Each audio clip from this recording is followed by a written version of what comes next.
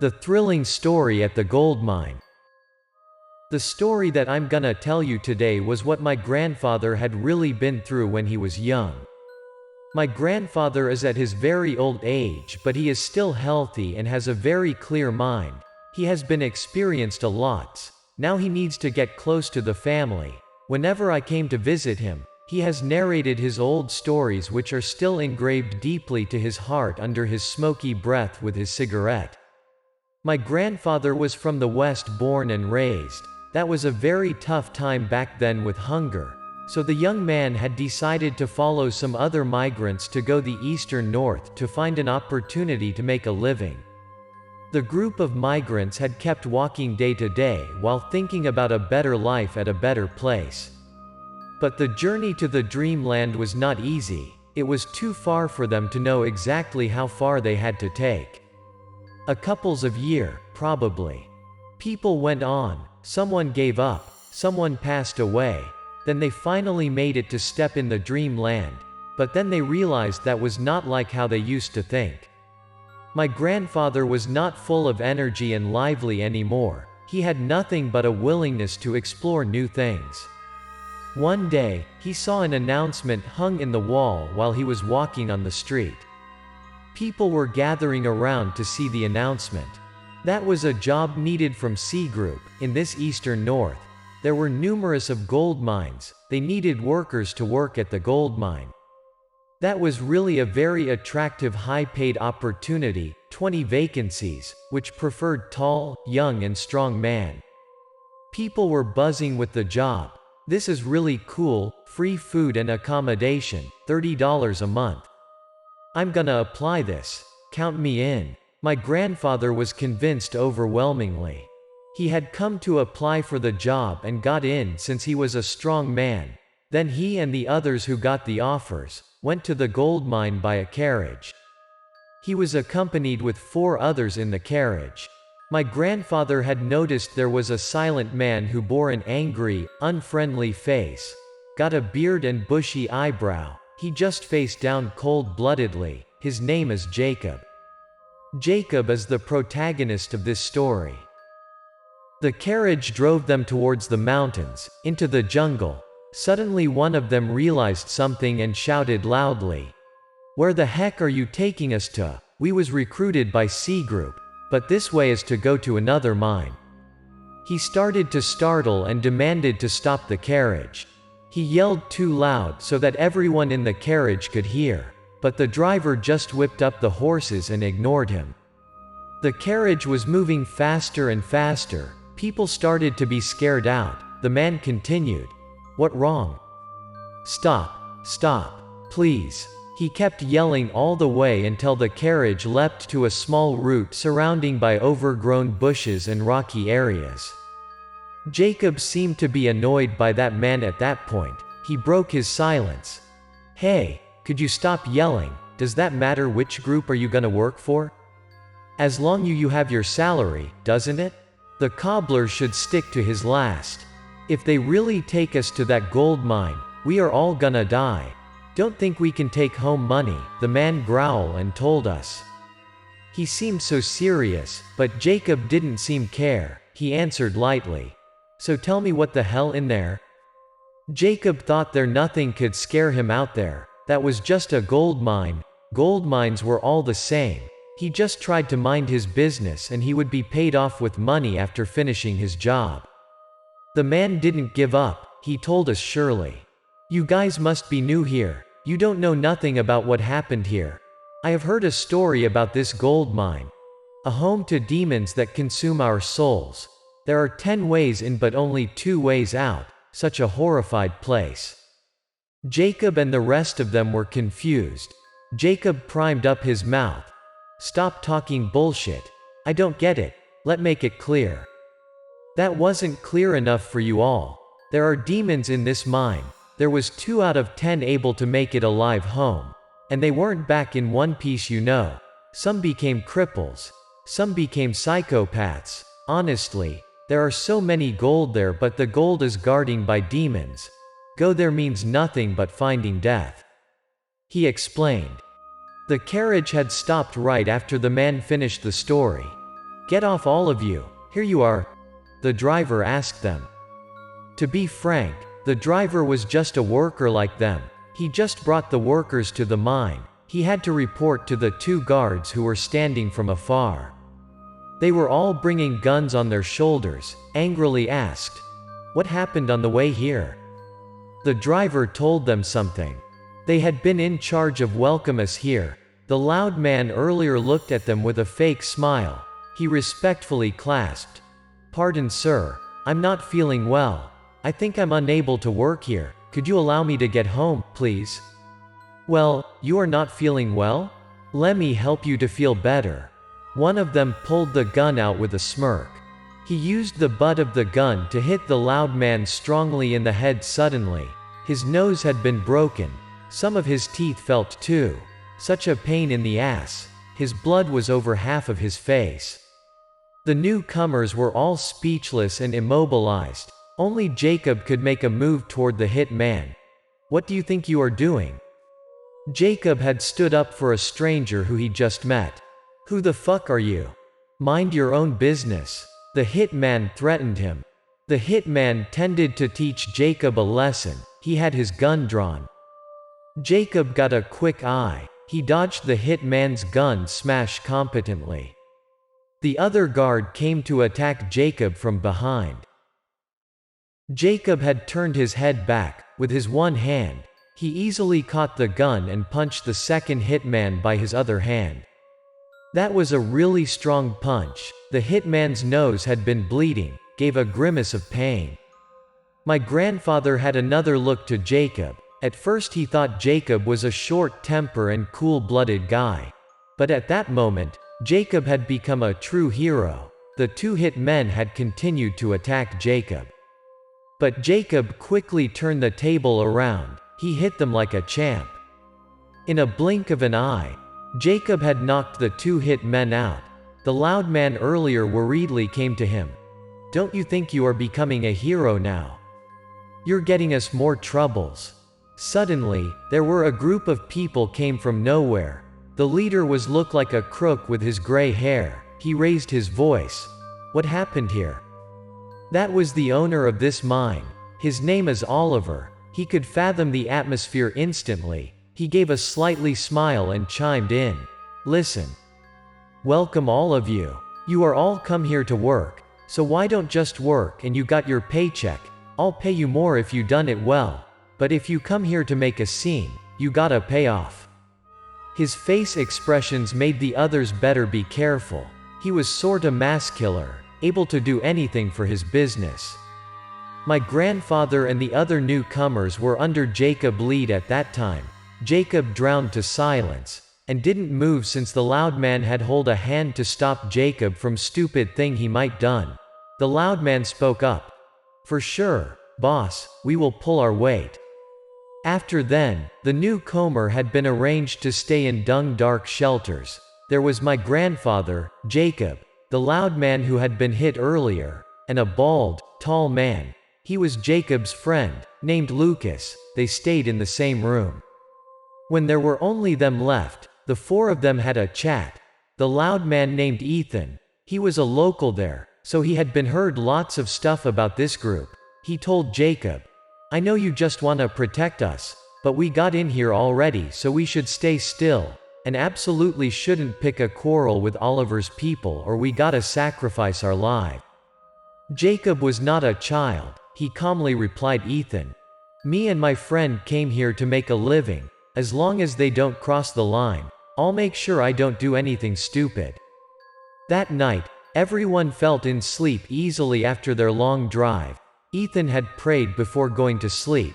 "God, I don't want to be loaded anymore. I just want to avoid to work at that mine. Please listen my words." My grandfather didn't care what was that inside the mine. What made Ethan so afraid of? He just was like Jacob. Hoped to make some money and saved to build a house, so that he didn't have to move from place to place anymore. The next morning, they had been awakened very early. They had been served some rice gruel with cabbage, then hurriedly been taken to a stream. Each of them had been received a colander to work. dusk and sandy soil after digging from the mine had been bring to the stream to washed up and refined to get gold. They gotta wash up carefully to get the real gold. There was a few horrible screams from the mine while they were working, then they saw some men was taking out by stretchers. Ethan looked towards them worriedly. They must saw ghost and have been killed. Replacements must be bring into the mine shortly. Let guess who are gonna be next. Among those men who were taking from the mine, they were all dead or nearly dead. Only one seemed alive, but he consecutively shouted to tears, "Demon, demon." Then, Mr. Oliver came to the stream with some gunmen and chose the next group to work inside the mine. "Gentlemen, this is one in your lifetime chance. If you work inside the mine, you will be paid double." Then he pointed toward us, me, Jacob, Ethan and Lucas, the bald. When hearing that, Ethan had been too frightened to move. He was shaking his whole body, and fell into the stream. But that was law, willing or not, they had to comply with it. The four of them were taken to the mine by those gunmen.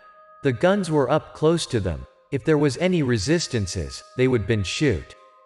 At the gate to the mine, those gunmen didn't step in, but they still did gun up and ready to shoot if there was anyone wanted to run out. Jacob still kept his cool. He led the group to the mine. Ethan was shivering, clung to Jacob. "Help me, protect me, please." Jacob group stepped further to the mine. Hearing Ethan shivers, my grandfather got a bit worried, but there have been nothing since they stepped in. They had self-divided their work and started to dig the rocky soils by shovels to bring out for gold refinery. Every time they shoveled rocky soils, dust had rose up to their noses and make them hard to breathe. They had to take a deep inhale to got some air. Their throats were becoming so hot and dried up.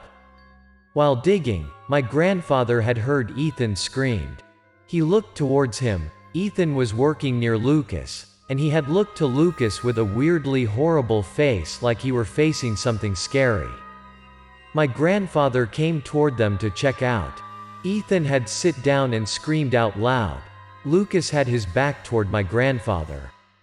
Suddenly, Lucas turned his head back. He had turned to a demon with a very scary face. His head was like a skull covered by blood horrifically. My grandfather held his shovel tightly, his back on the rocky wall, stared to what was happening in front of him. Lucas, the demon, had used his shovel to hit Ethan badly. Steve thought he would be died, but luckily, there was a branch of tree and Ethan's blood and brain was all over the mining area, terrifically. My grandfather ran towards Jacob's area to tell him what happened. Jacob, Lucas was demonized. He stabbed Ethan to death. Jacob had faced to the wall, looked like he didn't catch my grandfather's words. Then Jacob turned around. My grandfather got more terrified since Jacob also became a demon. Swiftly, my grandfather had been stuck between the two demons. They shoveled up and tended to attack him. He tried to escape there and screamed aloud, since the two demons started to attack him. They chased him to the dead end of the mine. Nowhere else to hide. He thought if he would gonna be end up like Ethan. He tried to defend and dodged their attack. The demons hit the wall badly. The rocks fell out and hit him eventually. My grandfather felt like his face got burned. He got his head bleeding and blacked out right before the shovel crashed to his head. He still blurredly saw Jacob and Lucas stepped in front of his face until he had blacked out completely. He didn't know how long he had been blacked out. He had been awakened by someone. "Wake up! Wake up!" He opened his eyes and saw Jacob and Lucas in front of him. They were just human-like, not demon-like as earlier. "Are you okay? Wake up!" He got dizzy since his head had been hit by rocks. He didn't know what happened. "Jacob, what was all of this? You and Lucas?" Jacob helped my grandfather to stand up. My grandfather saw Ethan's death body laid in the corner. Jacob told him Ethan had been scared to death. Ethan had got no injuries as his remembrance. He looked really like scared to death. His eyeballs were rolled up and his mouth was still opening. What happened? What about those demons that I saw earlier? They killed Ethan. My grandfather asked after Jacob. Jacob explained, the dust in here is sorta poison.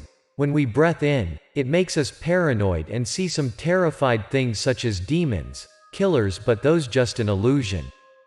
So why Jacob and Lucas were all fine? My grandfather had been curious and asked after it. He had been explained that they had been trained kung fu, so they got a very strong mind. When Ethan had been panicked, they had applied their kung fu techniques to hold their breath and avoid the poison. As a result of that, Ethan had been scared to death and my grandfather got hit by a rock and blacked out. They brought Ethan's body out and buried him. Jacob also made him a grave. They have kept that as a secret from the mine's owner and continuing to work as normal 3 days after. At the 4th days, Jacob and Lucas had sneakily climbed to Mr. Oliver's roof. They had collected dust from the mine secretly and poured it down to Mr. Sand's room from the roof. My grandfather and them waited for the result from afar. A few moments later, they had heard a loudly scream and gun shoots from Mr. Oliver's room. They stole some pieces of gold from Mr. Oliver's room after then and ran away. After then, my grandfather had followed Jacob and Lucas from place to place. He had been through lots of thrilling events in his life, then they had settled in their own places. The gold mine that year was the event he unable to forget. If that was not Jacob there, he might not alive until now.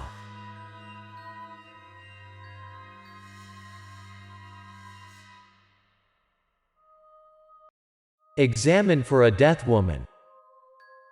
James is at 30s, but he got more than 10 years experience in medical industry. That was because his grandfather was a prestigious, well-horned doctor of traditional Chinese medicine. When he was a child, he had studied Chinese medicine from his grandfather. At only 6, while the other kids were learning how to spell, he was able to distinguish 20 different traditional medicine prescriptions. White peony helps in arterial plaques reduction, decreasing the blood pressure, saving the livers, breaking the fever and nightly sweats, and also as a tonic. He was just 6 and knew those stuff very well. Astoundingly, he didn't stop at classifying and calling those herbs names. He had understood what those herbs use for. He had been praised for his potential and cleverness. Eventually, he had applied to a medical university and spent 7 years to study about Western medicine. After graduation, he had spent his next 3 years to intern at a district hospital. The heads of his department was very satisfied with his contribution as well as his attitudes during working there, so they had offered him a job after he finished his internship. That was a very attractive opportunity to most of people, but not for James. He had his dream. He loved freedom. Didn't want to be tied up in the hospital. He loved the medicine for sure, but he had rejected the offer. Shortly, he had passed all of the exams and got his doctor's certificate. James had opened a small clinic which relocated at a quiet corner at the west of the city. He had chosen that place since he could rent with an affordable price, and on top of that, it was quite genuinely just like him. James loved the quiet, so that he could read his books without disturb. He opened the clinic to make a living, but he had mulled it over. He decided to be a doctor of traditional Chinese medicine like his grandfather. Traditional Chinese medicine was popular those days. Lots of doctors of traditional Chinese medicine was able to cure some malignancy which the modern medicine have been given up. There was an unforeseen issue which made James got some difficulties. At that time he was at his 30s, and he looked even younger than his age, so when the old patients came in, they have seen a young man at the clinic and thought they might mistaken somewhere else, then went away. James had ran after them to explain that was a traditional Chinese medicine clinic. The clinic got no customers for a while. To make a living, James had researched and opened his medical examination at home service. People could buy things, ordered food to ship to their home online, so why not diagnose by a doctor? He posted his clinic information to the social media. Luckily, besides of the well-honed medical skills, he was able to dig to technology as well. He had self-run his ads in some of the social media apps as well. Eventually, there were calls to ask about his services. One day, there was a call from a woman at 3 p.m. to book a medical examination at her house. The woman said, "Hello, Doc. Could you come over here at number 5, West Villa, apartment 404 at 3 a.m.? I'm feeling unwell." James felt there was something wrong. "Why 3 a.m., miss? Why not now? I'm available to come," he answered. He thought what kind of sickness that she is having, but asked him to come at 3 a.m. to examine. Is she a psychopath? The woman answered cold-bloodedly, "Don't worry. I pay you what you deserved, $400. Is that okay for you?" "Sounds good. I'll come at 3 a.m. Thanks for calling us." He wanted money afterwards, to live and run his clinic. The women hang up shortly then. That made James a bit confused. That was irrational to James. West Villa was the most luxury villa in the city. But the woman seemed to be a nice person, so he came to her place as scheduled. James got to the West area a bit earlier. He wanted to make it on time. He waited until 3 a.m. and rang the doorbell with nervousness, confusion and vagueness. The door of 404 opened. A woman who had a beautiful face and a hot body, who was wearing a pink sleeping dress, appears in front of him. "Hello, miss. You have booked a service from our clinic at 3 a.m., haven't you?" James had hesitated when knocking her door at that early, even he had been allowed. "Yes, that was me who called. There is only me home, common in." She politely welcomed him. She led him to the living room and let him sit down. The apartment's deco was really nice, such a luxury apartment. But James felt very uncomfortable since she let the air conditioner running with a very low temperature. Once he stepped inside, he felt like that was an ice forest. The temperature was set very low, noticeably compared to outside. That was a very abnormal place to him, so he wanted to finish his job and left the place as soon as possible. He asked the woman, "So, how are you feeling? Could you please tell me your symptoms, please?" She growled tiredly. "I got some red dots on my back lately. They made me feel annoyed and look ugly. Could you help me to remove them?" James instantly recalled some of the sicknesses my cause and the traditional medicine for that already. But he wanted to see them by his eyes for sure. He asked politely, "Would you mind letting me see those red dots on your back?" She turned her back toward him and took off her dress so that he could see her back. James came a bit closer to see clearly those red dots. He recognized those red dots were kind of only appear in a death body. How came that happening in a living body? Since James drowned to the silence a while, she asked, "What do you think? That is really ugly, isn't that? Could you help me to remove it?" James pulled himself together, set aside the death body stuff though aside. He focused to those red dots. Traditional Chinese medicine has listen, look, smell methods to examine. "Would you mind letting me touch those red dots?" "Sure. No worries, you could touch those." She agreed. James reached up her back with his hands. He felt her ice skin instantly, and like there was a cold breeze flew in by his body.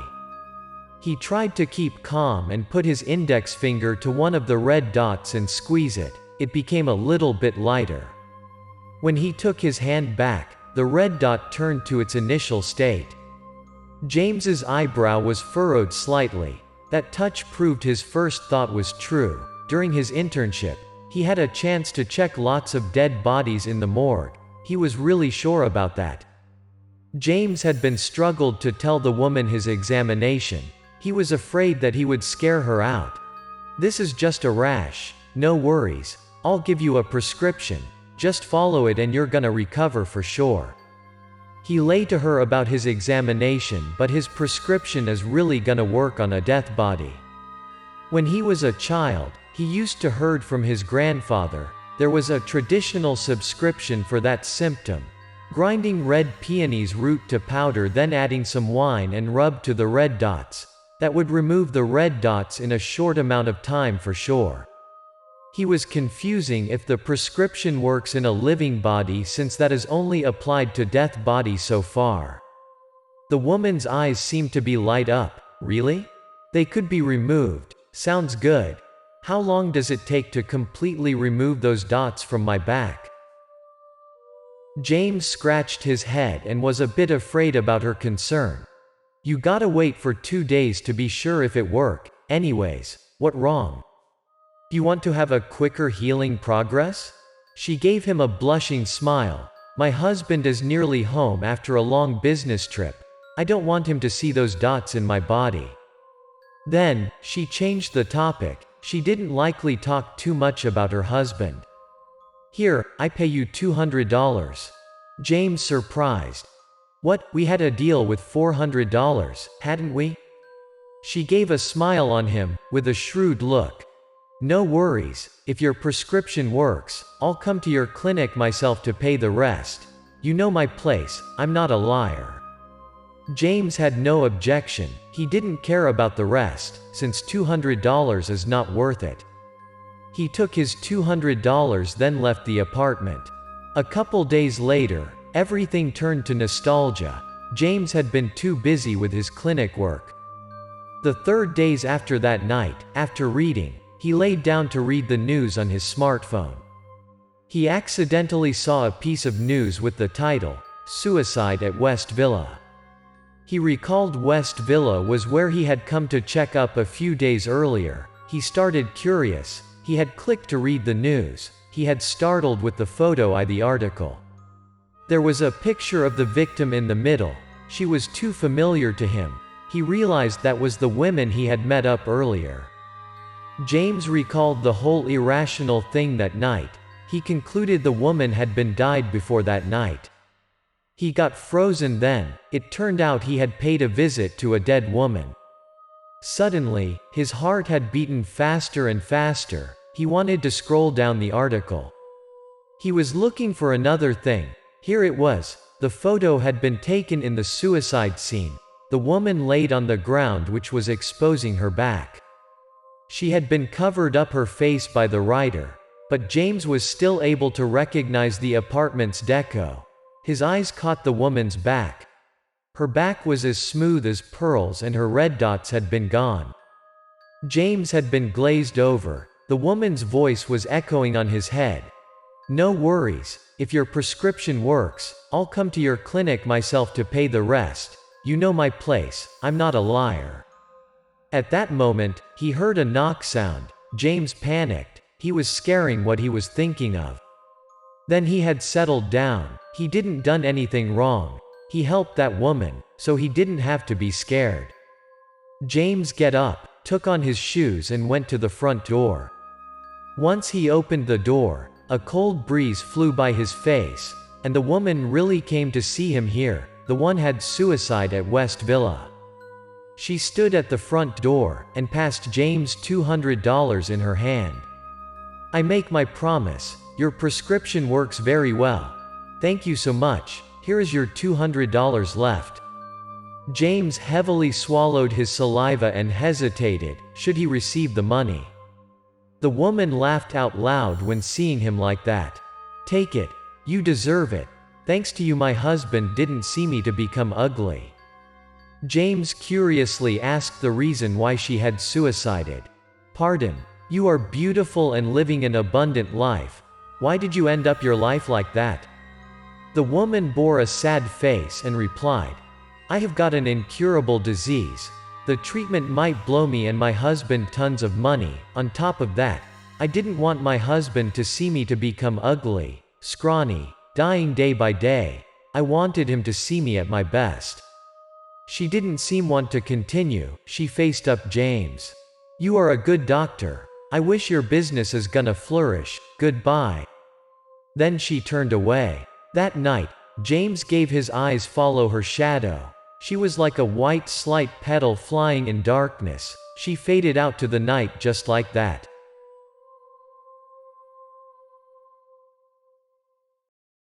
My unforgettable vacation.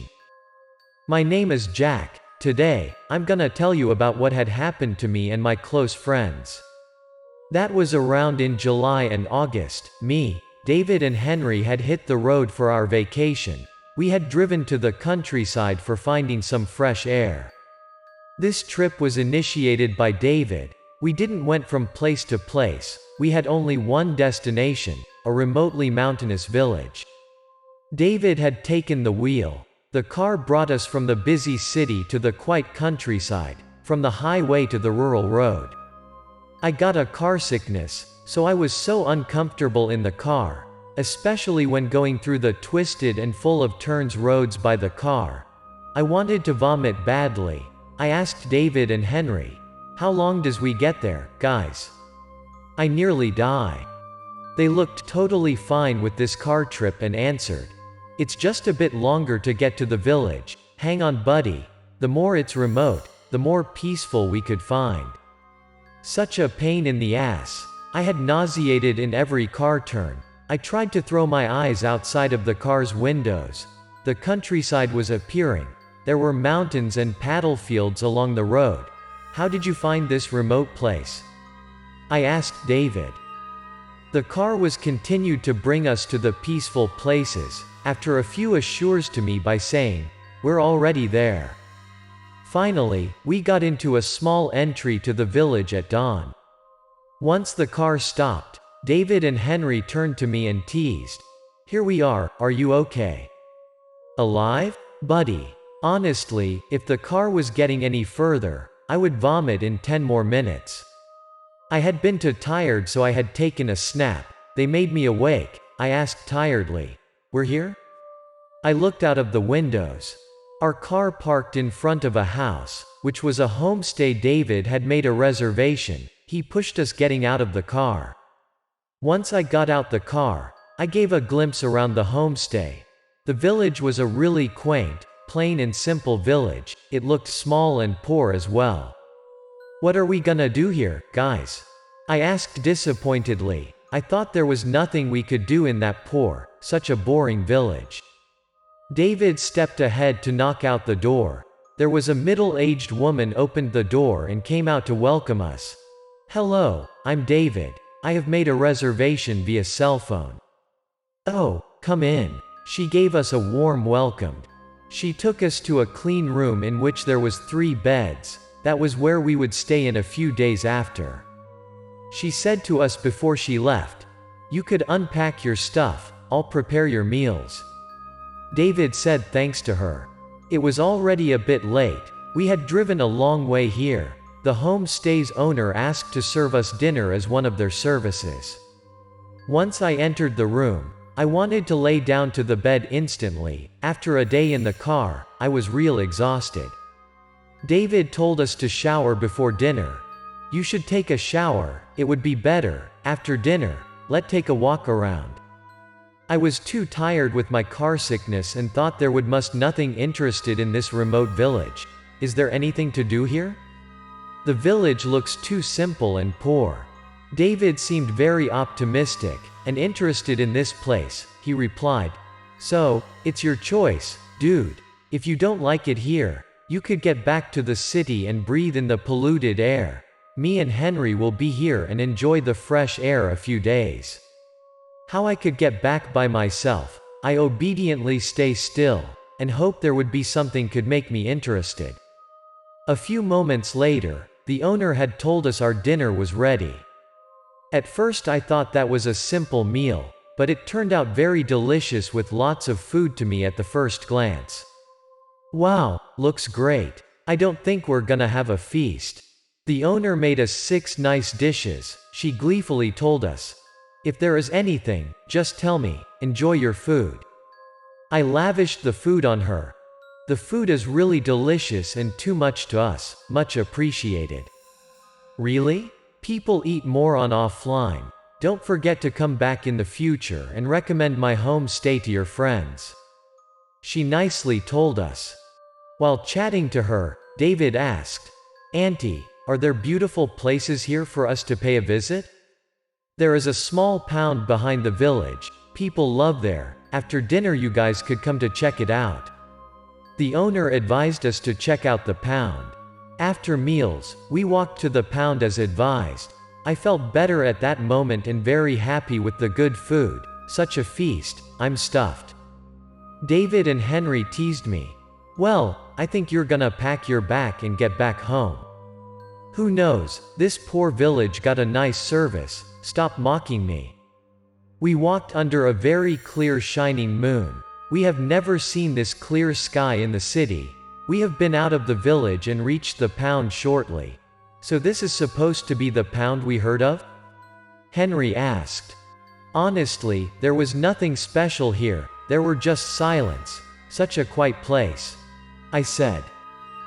That was such a small pound, surrounded by lots of flourished trees, but to me that was just similar to the other pounds. I had expected more than that, I said disappointedly. Nothing special, while kicking to a bush of weeds randomly. Once I kicked the bush, there was a bunch of small insects was flying up and made a bunch of brilliant green dots glowing up to the sky in front of us. We were jaw-dropped. I have never seen fireflies before, that was the first time.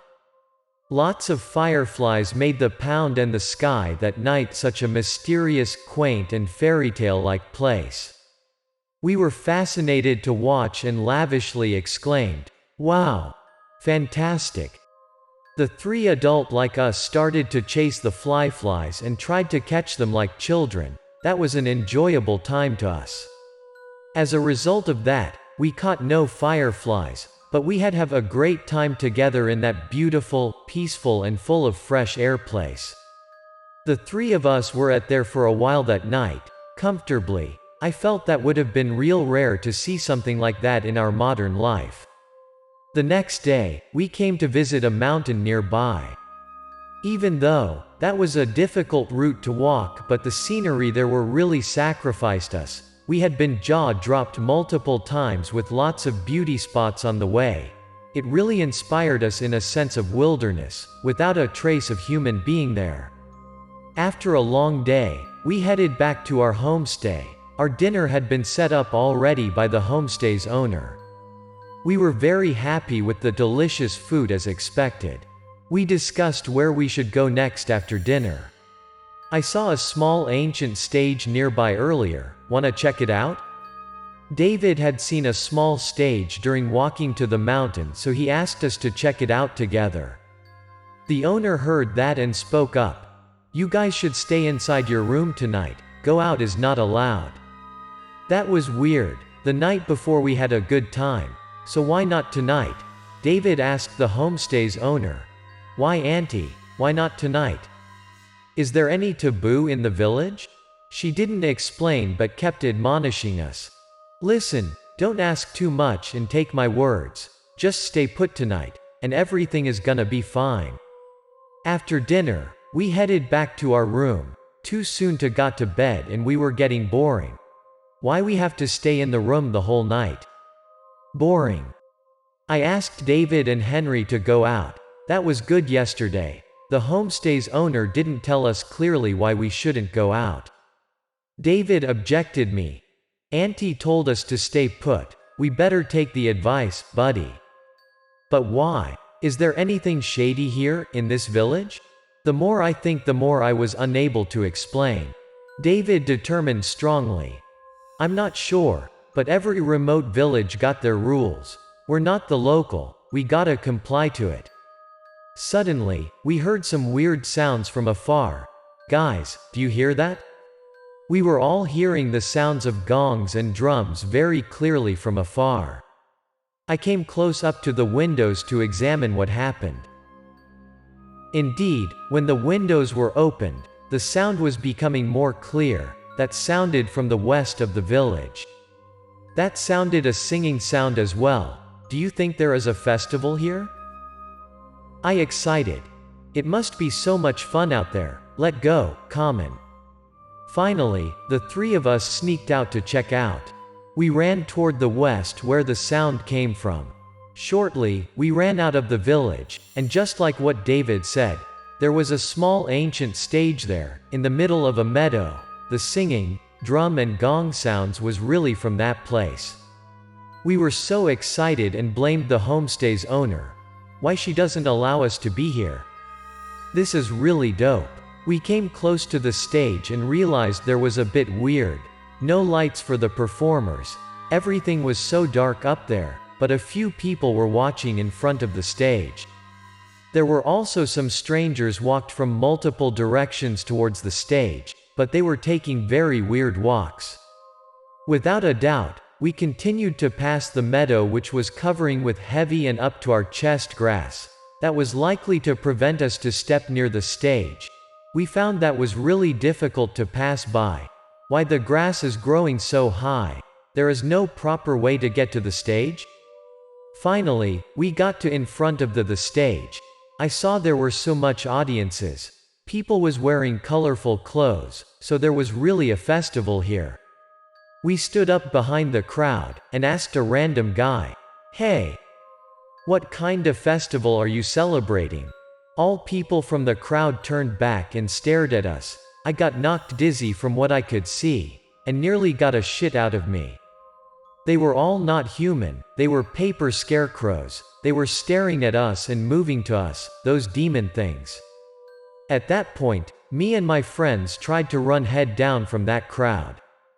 Until we got back the homestay properties, we tried to knock the door slightly. All of us were too frightened and wanted to get in as soon as possible. We were too afraid of those paper scarecrows might chase after us there. The homestay's owner opened the door and gave us a surprisingly look. "When the hell did you guys get out there?" We hurriedly got in.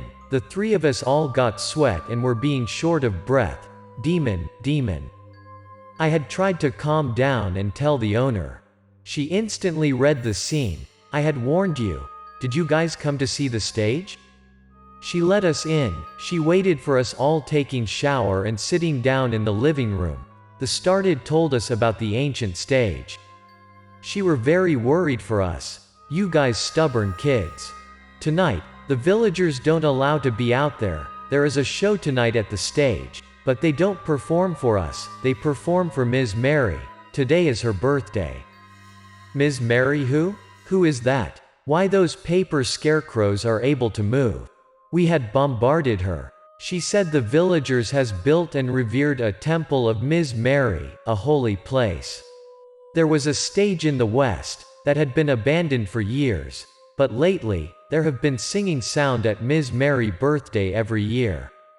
Not sure why there were so many golden furry weasels from nowhere brought lots of scarecrows to that stage. Those paper scarecrows had been lined up in front of the stage to watch the performances which were not from human as well. Villagers didn't want to displease Ms. Mary, so at her birthday, they didn't want to come out and usually just went to bed earlier than usual. The next day, villagers gathered to collect those paper scarecrows and burned them. We had heard about weasels were using as connectors between the afterlife and mortality, but that day, we had witnessed by our own eyes. Then we decided to finish our vacation one day earlier than schedule. We had seen homestay's owner off and left the village. We drove to the stage to check did the homestay's owner tell us the truth. Even I had prepared, but when reaching the stage, I got a very weird feeling. The ancient stage was really dilapidated.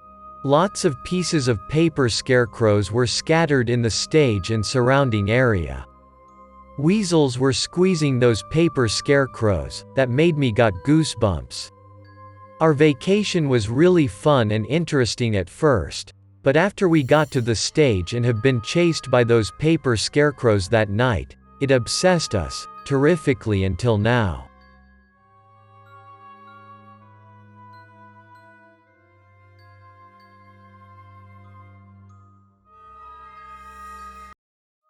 Who is the sleepwalker? Lately, it is rainy. Rare to have a cool day, no rain and too shiny. But today the weather is good, so I got a mood to tell you another story. Hope you guys entertain a bit. I have a best friend. His name is Henry. He is a therapist. A week earlier, me and Henry met up and get drunk together. I got a very thrilled case lately. My friend is such a wimp.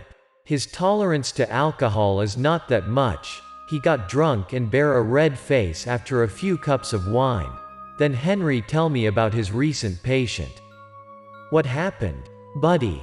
I asked after instantly. That might interest. Henry got met a lot of patients, but to let him remember so that he could tell me like this much be a special case.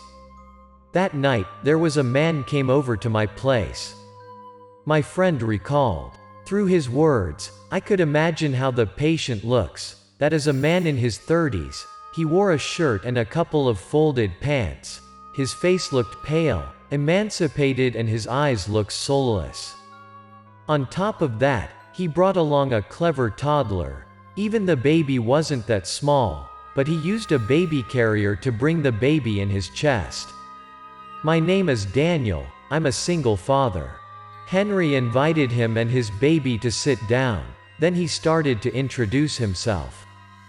He told my friend that a half year ago, his family got some financial issue, so they had to ask moneylender with a very high interest to get it through.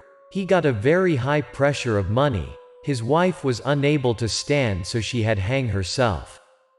I'm unable to pay the interest and the debt anymore, so I have to run all the way here with my son. I'm praying every day. Just hope I could put food on the table and the creditors could not chase us out. He was in a very difficult situation that was both miserable and blameworthy. So, how could I help you? The issue here isn't money, honestly. My issue is about our rented apartment.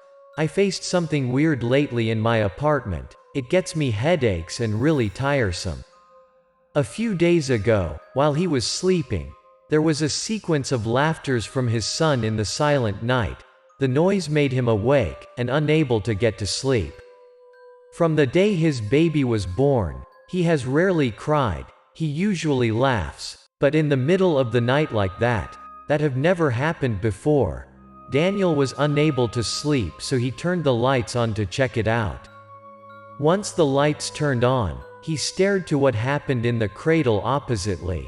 He was very frightened, so that he have stranded right up straight as a spring. Inside the cradle, his son was sitting and laughing happily. His hands were holding the cradle's bar. A few seconds later, the baby still laughed and reached his hand up as if he was playing with someone. Daniel was looking around but saw nothing. There were only Daniel and his son in that silent room. The baby was acting very weirdly. The weird behavior brought him full of thoughts that made him scared, shaking and sweating. Even he was so sleepy earlier, but at that moment he had fully awakened. Son, what are you doing? He is a father, so he had to do something for his son. So he got out of his bed, came close to the cradle and asked his son, "Grandpa." The baby was smiling happily and got Daniel more frightened when hearing that. Such a ungrateful son. I'm gonna die soon. Give me a grandson. His father had died more than a year earlier because of tuberculosis. Since his baby have been born, he had no chance to see his grandpa. How he knew that was his grandpa? While being panicked, the baby was crawling to another direction and brought him to be numbness. Auntie, auntie. His eyes gazed up and his hands reached to the air as if he was holding someone's clothes. Daniel got frozen. Brother-in-law, you gotta take a good care of your son. Look at him. That was his wife's younger sister. The thing was, she already had died a year earlier. From time to time, his son got him scared and frightened. His whole body was shaking. He nearly fell to the floor. His forehead and back was full of sweat. Daniel recalled that he used to hear someone talked about the baby's hawk eyes. Toddler could see something the mortal couldn't. Son, there are anyone here along with your grandpa and auntie? Daniel tried to calm down, asked his baby and hoped the answer is no. But everything is not that easy.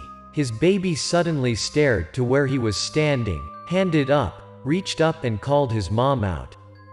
"Mommy, mommy." This time Daniel was unable to keep his calm, he was too pale. He was unable to turn his back, but his instinct told him to. His death wife's face and the tragic scene when she hanged up appeared in his head clearly. "Daddy." Daniel was unable to move, frozen.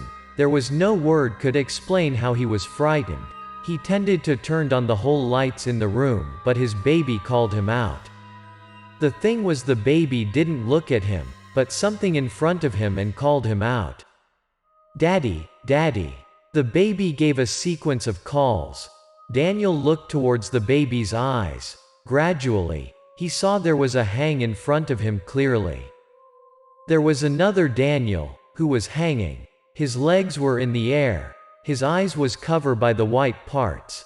His tongue has been protruded out of his mouth. His face was bloodless. At that moment, Daniel was unable to keep his calm anymore. He wasn't care about his son and ran out of the horror bedroom.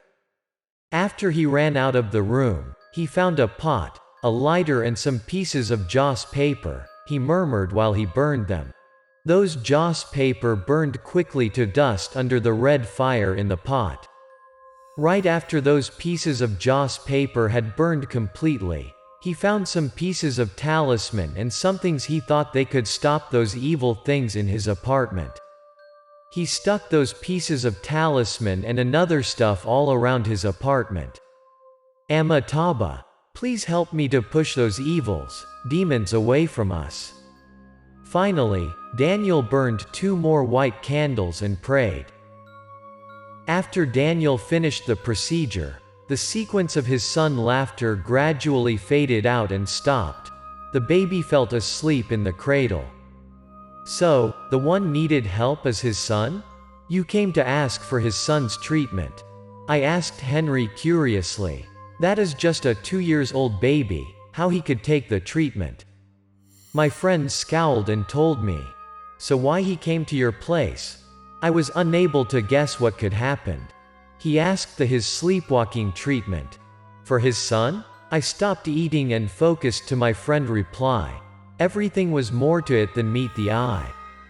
"No, not his son, for him." Gosh, I was more curious what was the truth. My friend continued, after what happened to his son a few days, Daniel was tossing and turning all night. Daniel didn't worry, he just tried to go to sleep, and another more frightened event happened in the next day, when he woke up. Once he woke up, he realized his apartment was likely to have a burglary. The whole apartment was disordered, but he seemed unable to hear anything. He have slept as a hare. That was not a big deal. There was another thing make him in a numbness. The cradle has been opened, his son got disappeared. At that moment, Daniel thought about the worst scenario. Did the creditors find him out and took his son away? He had scared to death and nearly called the police, but his cell phone was nowhere to be found. Even the whole apartment had been messed up. His old cell phone also got disappeared, but oddly, the money and his personal paper was still there. That was no way to be burglar or creditors. The vital thing was all the doors still got locked, even windows. There were no sign of force open door, so who took his son away? Kidnappers or creditors? Why they didn't take the money? He bombarded himself with questions. While he was panicking and didn't know what to do, he heard a sequence of scratching noises under his bed. He shed a thought. He felt his son might under there. He came close to the bed, squatted and threw his eyes under the bed. As he thought, the baby was sleeping there. Daniel gave a sign with a relief. He tucked his baby in carefully. The baby was still sleeping so that he didn't know what happened. After all, Daniel squatted and put his hands under the bed to check out again, since he have seen a shiny thing earlier. He found his phone, and unable to explain why it had been there with his son. After picked up his phone, he was surprised by what he saw in the screen. There was a called number, and it took couples of minutes. That was his son, the sleepwalker? Why he asked you to give him treatment? I asked surprisingly.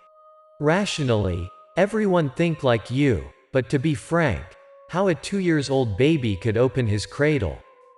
Climbed out of it, took his father's phone, and then sneaking under his father's bed? Is that possible he was doing all of that when he was sleepwalking? Henry seriously considered, looked like he was sober at that moment. So, what are you gonna do? To be honest, Henry was right. There was no way a 2-year-old baby could do all those stuff, so the sleepwalker might be Daniel. Shit. Obviously, in this case, I gotta ask Daniel to go to the hospital to check out. I'm unable to diagnose and make decision. My friend cursed. But if he has to hospitalize, what about his son? I was wondering. That was why he came to me for help. He didn't want to go to the hospital, so he convinced me to find a way. He had his son to take care of. My friend didn't seem willing to help. Finally, since he begged me so bad, I had end up with an idea, but I have told him that was just a temporary solution. If there is anything happen, he had to come to the hospital to see another experienced doctor. My friend gave his empathy to the single father. This is my personal contact information. If there is anything, call me before you go to the hospital. He gave his information to the patient and saw him off. That's all? I felt that there was lacking of something. For sure, I will never tell you this case if there is just that. His face turned to be more serious. A few days after, while my friend was walking in the street, he received a call from Daniel, but the one was talking, not him. That was a toddler. My dear, please hand the phone to your father. That's not good. He believed the toddler could understand what he was saying. But the toddler have hang up after talking 2 words. What the 2 words? He made me more curious. That had to be not a random word. Uncle. Police. Henry replied me by a shaking voice. That was a toddler's voice, but it was weird, get me chilly. He murmured. Then what happened? What next? Tell me. Don't rush, take it slow, bud. I was too curious. Did he call the polices and what could be next? Call the polices? How could I explain to them? I would tell them I have received a toddler's call and called them. So, you just did nothing? Why? Call Daniel back and make it clear. I know nothing. I just heard those 2 words. I didn't even know what happened. Henry got irritated, got his phone and pressed to call. I grabbed his phone. In the screen there was Daniel as a receiver. There was a very weird and annoyed voice unclearly. Hello there. Who do you want to talk to? The weird sound disappeared and a strong voice was speaking instead. Hello. I'm the therapist that you have met earlier. I'm calling to check out. How are you doing? I was pretty sure that was not Daniel. Got a shadow feeling but still spoke up to see the reactions. No matter who are you talking to, listen. The one who need to talk to was drowning in debt. He had killed his father, his wife and his sister-in-law. Don't ever call this number again, okay? I was too frightened to understand what could happen. Wait a minute. What about his son? How is he? I didn't care about the one on the phone. I'm more curious about the 2-year-old baby.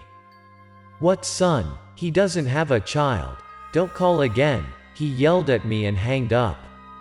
Since there was no news from Daniel and his son, I tried to think they were all good. I gave a light sign. I tended to tell Henry about the call, but he has been passed out. I secretly recorded Daniel's number to call him again later. The day after, I called him back and oddly the number became unavailable. After then, I have given him multiple calls but there was just the same result. Sometimes, I recalled and wondered if my friend or his patient needed a therapy. Grasp all, lose all. 2 weeks ago, I heard a friend of mine told me a story about his village. There was a very good doctor at his village. Since there was only him as a doctor there, when someone got sick or health issues, they came to see him to diagnose. His name is William.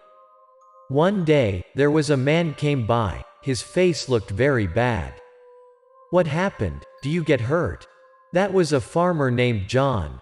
He usually flipped around, so all of the villagers didn't have a good impression on him. But William was a doctor. He had no choices and had to treat everyone fairly. So when seeing John was in pain, he had asked, "I got a lump in my shoulder. It was so itching and hurting me sometimes." The farmer told Doc William about his situation. Doc William asked John to take off his clothes to see how bad the lump was. John took off his shirt. Such a big lump in his shoulder. Looked like a hump, but not like a normal hump. It got bloat as big as 1.5 of his fist. Just a harmless hump or bloat. I'll give you a prescription. You gotta keep an eye on it a few days. Doctor spoke up after a few checks with the lump. He gave him a prescription which was anti-inflammatory. After then, Dr. William gave him some medicines as well which were enough for him in 4 days, and asked him to come back to his place 4 days later to recheck, regardless his situation. Afterwards, the farmer said thank to the doctor and got back to his home. Doc William saw him off at his door until he couldn't see him anymore. Even he had comforted John. That lump was just a harmless one, but he had a feeling that something was wrong. He thought John had done something shadow and evil. The lump was just a result. Don't you think a doctor would not believe in psychics? Not Doc William, he was so into it. After 2 days, while Doc William was examining for another patient, John was running to his place with a very weird pale face. "Doc, please help me to check this out. My shoulder is really aching." The farmer held the lump tightly and whimpered. His body was sweltering. That was no joke, he was really in pain. "You could take those medicines and follow my prescription, then get back here a few days later to recheck." Doc William advised his current patient and let her leave. "Why you back so early?" Doc William was surprised when seeing the farmer. "It was hurting me badly, Doc." He didn't seem lie to Doc William. "Quick, take off your shirt, let me see how bad is it." Doc William worriedly asked John right after his current patient leaving. Right after seeing the lump, Doc William was so dazed and surprised, even he had seen it 2 days earlier. The thing was 2 days earlier, that was just a normal lump, but today it was too much bigger, so that he could see a human face at that position. "Why don't you come to a big hospital? It doesn't look good at all." Doc William recommended John to go to a large hospital, since he was unable to cure him well. "I don't want to go to the hospital. Please help me, Doc." Not sure why, but once John heard about large hospital, he shook his head in refusal instantly. "Do you think I have no money to pay you?" The farmer put his hand to his pocket and tended to take something out. "Money? I have lots of money. Don't worry, Doc. Please help me." He took a lots of money from his pocket and insisted Doc William. Doc William started to get suspicious. He knew John as a poor farmer, alcoholic and got gambling addiction. How he got tons of money like that? Doc William got to a conclusion. Honestly, this was not normal at all. He felt that there was something wrong. The lump was not naturally appearing on his shoulder. "I'll try to cure you as long as you tell me how, and when you are being like this, I have to take a careful consideration to see where did the infect come from and how you got this to give you a suitable treatment." Doc William needed to know what was the root cause to find the solution. The farmer faltered and was unable to answer Doc William's question. Then he suddenly didn't want to cure anymore. He told he had been healed already. He took his shirt on and left. Doc William saw him off until his shadow faded away. Doc William had a feeling that his gut was right. That was not normal. Probably the farmer had stolen something he didn't allow to, and that much money he brought there, so that was probably a karma. But thinking that was the farmer's personal affair, he didn't want to take the treatment anymore. Doc William gave it up. But it didn't just stop there. One night, while Doc William and his wife had been asleep, there was the knock door sound outside. He and his wife were drowsy and had no ideas who was knocking the door in the middle of the night like that.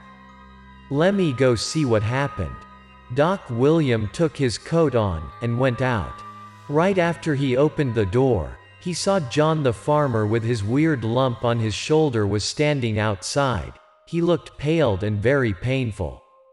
At that moment, John unconsciously rushed in and shook Doc William. Then he knelt down and begged Doc William to save his life. Doc William was so confused. He told him to stand up first, and asked him what had happened.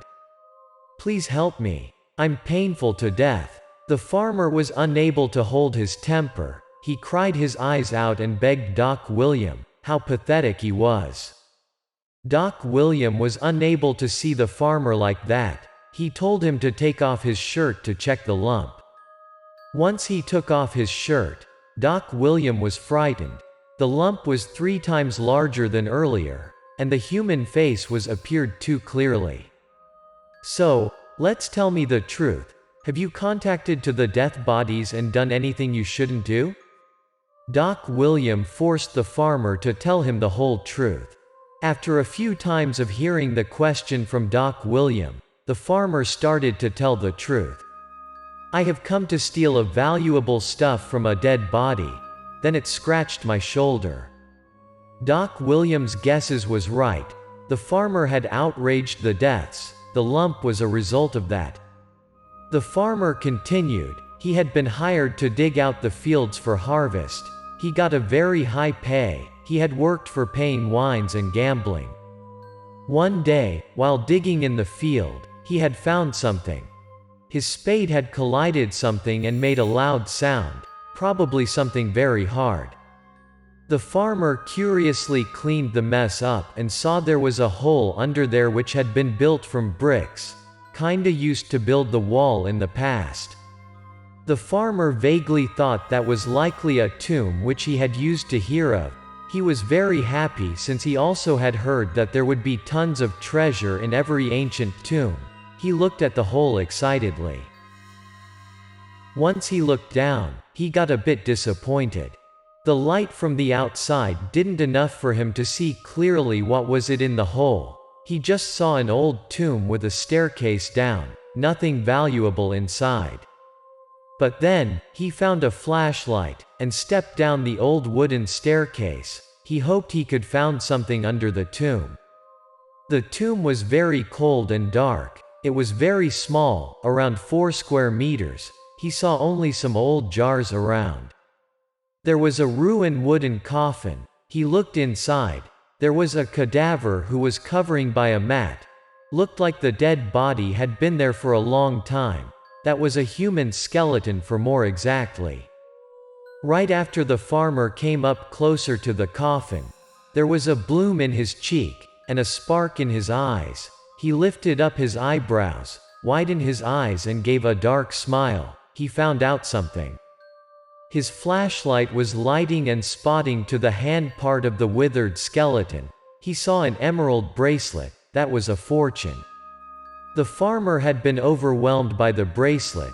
He didn't show any respect to the dead body. He squatted, took the withered hand of the skeleton up and tried to take the bracelet away. After having the bracelet, he tried to rummage the coffin for a while to make sure he didn't miss anything else. John was overexcited. He put the bracelet into his pocket and thought of how much money he could earn for selling the emerald bracelet after leaving the tomb. He would have tons of money to gamble. He tended to climb out of the tomb. At that moment, he got a cold shiver running down his spine. He gave a quick glance behind his back and saw someone was standing up. That was the withered skeleton. It was rising up and hold his shoulder by its withered hands. The farmer got scared. He tried his best to escape those withered hands and quickly crawl out of the horrible tomb. He walked on his faltering feet and left the tomb, headed to his trampled house hurriedly. He felt pain in his shoulder after he reached home. There were scratches in his shoulder. Those were from the skeleton's nails earlier. The scratches were swelling and turning to red. He got itchy and uncomfortable, swiftly. "That's all. I told you the truth. Please save my life, Doc." The farmer insisted Doc William to cure him. After hearing his story, Doc William got scared. His forehead was full of sweat. That was irrational, but he didn't find any other reason for John's lump. "Doc William, I'm begging you, please help me." The farmer begged Doc William consecutively. "Please stand up. I'm unable to cure you in this case, but I'll find another one who could help you. Stop begging." Doc William assures he could find another one to help John. "Come home. Wait for me. I'll find a sorcerer to help," he promised. The farmer heard Doc William's promise and staggered back home. Doc William summarized the whole thing to his wife and went out instantly. "Mr. Jonathan, we gotta hurry. I'm afraid if we don't come on time, he's gonna die." Doc William walked more than 2 miles straight to the next village to ask a well-horned sorcerer to help the farmer. "John, open the door. I found you a sorcerer." Doc William and Mr. Jonathan hurriedly came to John's house at dawn. They knocked the door for a while, but no one answered. Doc William felt that there had to be something wrong. He pushed the main door. It wasn't locked, fortunately. "John, Mr. Jonathan could save your life." Doc William took Mr. Jonathan to go inside the farmer's house, but there was still no one replied him.